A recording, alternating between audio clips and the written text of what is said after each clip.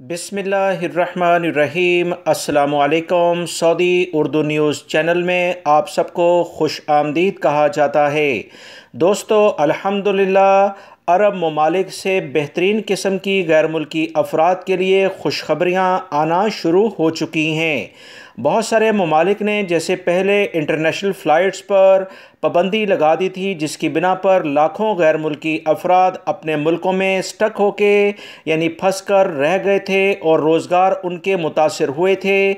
अल्हम्दुलिल्लाह अब हालात बहुत बेहतरी की जानिब हैं। वीडियो मुकम्मल देखिएगा ताकि पाकिस्तान, इंडिया और दीगर ममालिक से जो भी गैर मुल्की अफराद अरब मुल्कों में रोज़गार के लिए आ रहे हैं उन्हें तसल्ली हो और आने वाले दिनों में वो अपने लिए बेहतर फ़ैसले कर सकें।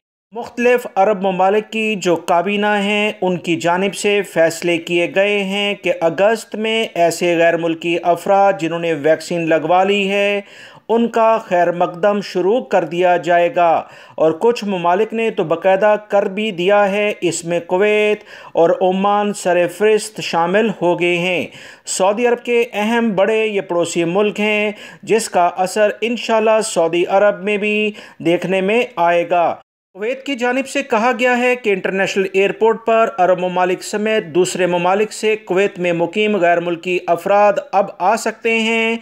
और ये कौन से गैर मुल्की अफराद हैं? जिन्होंने कुवैत में मुकर्ररा जो भी वैक्सीन हैं उनकी दोनों खुराकें ले ली हों। सऊदी काबीना ने बाकायदा ये पाबंदी लगाई थी, अब यह पाबंदी ख़त्म कर दी गई है।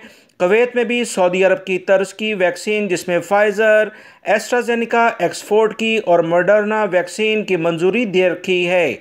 सऊदी काबीना ने कहा कि वो गैर मुल्की अफराद जिन्होंने जॉनसन एंड जॉनसन की एक खुराक यानी डोज ली है वो भी वापस आ सकते हैं।